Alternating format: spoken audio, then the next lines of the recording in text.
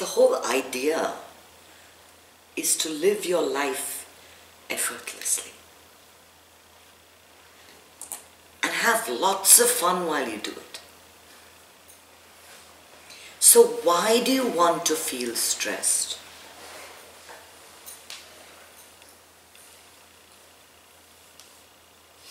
Because it's the fact that you feel stress is that you've told yourself, oh, now it's time, crunch time, exam time, I'm going to be stressed. And you've told yourself that repeatedly, again and again and again.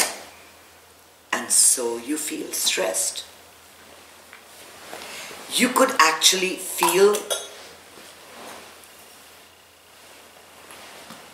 nothing and take your exams. If you focused on process, what do you need to do well in your exams? You need to be present in the class and listen to what's going on. And if you only did that and turned your phone off during that time, and turned all the other notifications on your computer off at that time, so you can't see what's happening on Instagram and what's coming up on Facebook and what else is happening in the class, or what that person is wearing and how weird that person's haircut is. If you just focused on what was being said to you, that's where you learn 90% of what's going to remain in your head. And what's the rest of the process? The process is to learn. So you learn. And no one is asking you anything at the exam which is out of your syllabus. It's what you've learned. And that's what's going to come out. So you can go to 100 SAT classes and your score will not go up more than about 30%. If you're getting, say, a 1200 on your SATs, you can take as many classes as you want. It'll go up to 1350 perhaps, not to 1600. Because it is a measure of what you know and what you're capable of. So an exam should not be a point of stress. It should be a point of challenge. It should not be a problem. It should be just a revelation of truth. Whatever you know comes out. I'm on the spot just now. I'm talking about living life effortlessly. I cannot plan. All I can hope is that what I know comes out because I touch my source. And it's all there, hidden in my subconscious.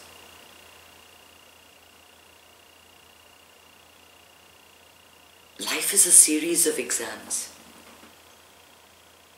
Every day, you're going to get several examinations, several little hurdles, several impediments.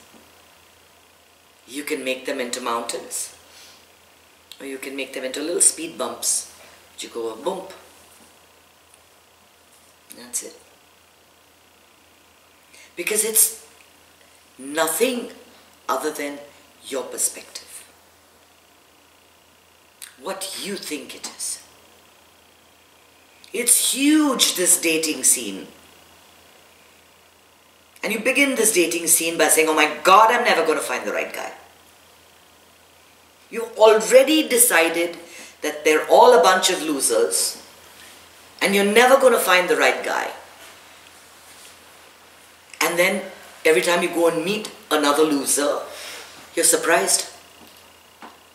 Or rather, you're not surprised because you knew that in the first place. They're all a bunch of losers. You're never going to find the right guy.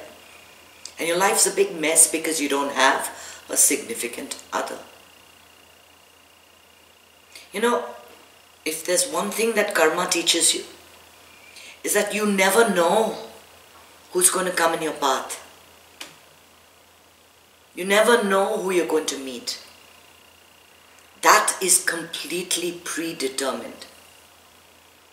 And when you are in touch with the universal energies, when the planetary configurations are right, the right person just emerges and comes in right in front of you.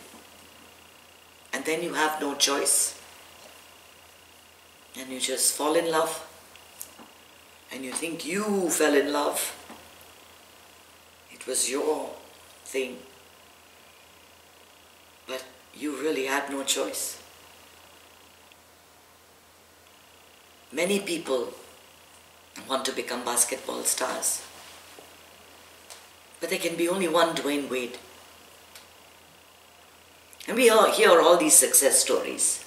And you hear about how this person met Oprah Winfrey and then became the face of everything. We've got this, yesterday there was this Time magazine's 100 most popular people, and you see all these different faces, Trevor Noah and Priyanka Chopra and all these people who've made it successful celebrities.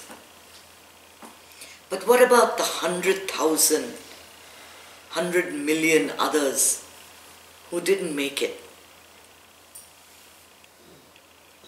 What was it? What was it that was lacking in their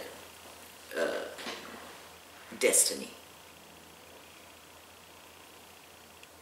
Well, there are several things that make your path open up for you. But the most important thing is the power of your conviction and the focus on your dream. If you really, really want it, the universe has no option than to give it to you. But even if you say one time like, I'm not going to get it, you've already slipped. And then you say, with my face, doesn't matter how I act, I'm never going to make it to Broadway. And then you slipped a little bit more. The ones that don't make it don't believe that they can. And the success stories that you hear, the ones that really make it, they know they can. They live their lives as if it's already happened. There's no room for doubt here. There's no room for doubt. But it's not about becoming a celebrity or becoming famous. Because that is a recipe for a deep, deep dissatisfaction. The beauty is to live an ordinary life and fill it with extraordinary experiences. Yes, you see all these celebrities, big names, and then you see half of them are committing suicide, the other half is in rehab, someone has relationship problems, someone has something else. I can't think of a single famous person whose life is just perfect. I'd like to be in that person's shoes. No, there's nobody. There is something to be said about being just an ordinary person. And that's why we meet, so that we fill our cells with this knowledge. And because we meditate, that knowledge seeps into your body. And you are able to apply it. That you're able to stop the clock several times in a day to just admire the beauty around you. A flower nestled in the grass, a sound of a bird suddenly, the flapping of butterfly wings, a beautiful painting. Just the way light shines everywhere you go. The sun beating down on you. These are small miracles, but they're miracles nonetheless. And they can make your life complete. What unsettles us is the restlessness that we feel because of a longing to be somewhere else, because of a longing to have something else. See, once I have a husband, I'm going to be fine. Which very soon converts to once I get divorced, I'm going to be fine.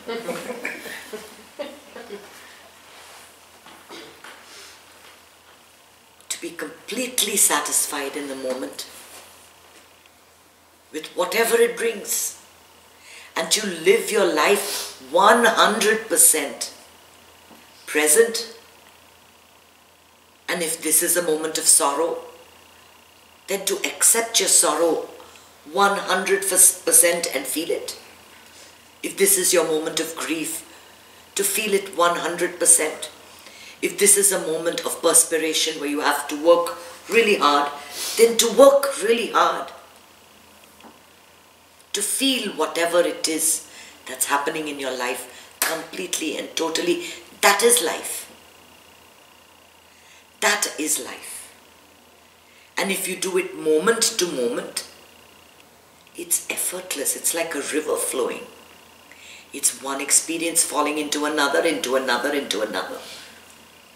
There is no thought about where the river came from or where it's going. There is no thought about that. It exists in the periphery of your vision. Don't look back. Don't look back. Because if you start looking back and you try to remember, you have lived 1,000,000 lives before this, and you'll have a full-time job just thinking about what you did. There's plenty that's gone behind you. And there's plenty more to look forward to. But it all happens now. And the trick is to live this life effortlessly. No effort. And in this moment, if you feel that sense of completeness, of happiness, of peace, of joy, of bliss, of satisfaction, there's no hankering. There's no need for some other condition to be met for you to be happy. When my book is a movie, then I will be happy. When my second book is a movie, then I will be happy. When I earn $5 million, then I will be happy. It doesn't end. It doesn't end. You can dream of those things and have it as your ultimate goal that you're walking towards. But ultimately, all hopes are nothing but shadows. They're nothing but mirages in a desert. They don't exist. The future doesn't exist. There is only now. And if you don't live this now completely, present, fully present, feeling everything, listening to everything, paying attention, focusing, 100% effort,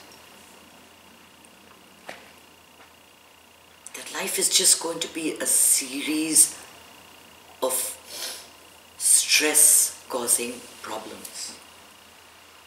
That's how you're going to view your entire life. Lord, I have exams. Lord, I have to cook for a meal for someone. Lord, I have this event. I have to go traveling. I have to take a vacation. So many hassles. You have stress because you think you have stress. You have nothing. How about that? You have nothing. And you came from nothing and you go to nothing. So what is the stress all about? You weren't stressed before you were born. You existed even then. And all this stress-causing stuff that you're making so much about, that spending your entire life thinking about, what happens to it when you die? That property that you want so badly, that belonged to your father, that you're fighting over your sister with, both of you are going to die. God alone knows who's going to own that property. It could be the fisherman next door. Who cares about such things? Doesn't matter. What matters is the love, the peace, the happiness, the joy you feel right now. The success lies in making this moment effortless. That's your success. And that success is not transitory. You win a Nobel Prize, you win a Academy Award, yeah, people remember you for 5 minutes, 5 days.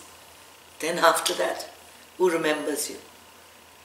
But your success, the success that you feel in living your life fully, in giving it everything that you've got, no one can take that away from you. It's permanent.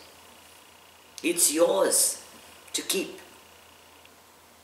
And it begins with the happiness decision. You begin each day, you say, happiness is my birthright. I will be happy today and every day, and I will not allow any person, any event, any situation to deny me that birthright. And once you're happy, what else is there? You have money or you have no money, you're happy. You have a house, you have no house, you're still happy. You got into Harvard, you got into FIU, you're still happy. Whatever you have, you're still happy. Think of the others. Happy if I get this, not happy if I get that. If it rains, I feel good. If there's no rain, I feel sad. If my maid comes, I'm happy. If my maid doesn't come, I'm not happy. If I get the bonus at the end of the year, I'm happy. If I don't. Look at the yo-yoing of emotions. Look at the number of people that control how you're going to feel.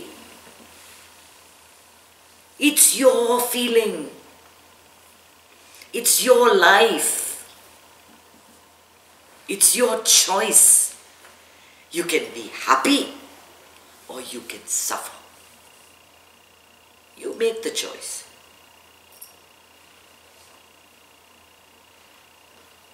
I would rather pick being happy. I would rather pick being happy. So you take the happiness decision and you let it run through your body, into all your cells, into every part of your existence. And when something comes up and your mind tells you, you're supposed to be unhappy, you say, no, I am happy. I will deal with this, but I'm still happy. I may have a heart condition, but I'm still happy. I may have a daughter who's an alcoholic, but I'm still happy. I may have a husband who's running around with someone else, but I'm still happy. Because I control my happiness. You godify. You take the power back, the power of the divine, and you put it inside yourself. And then with a smile, you live life effortlessly.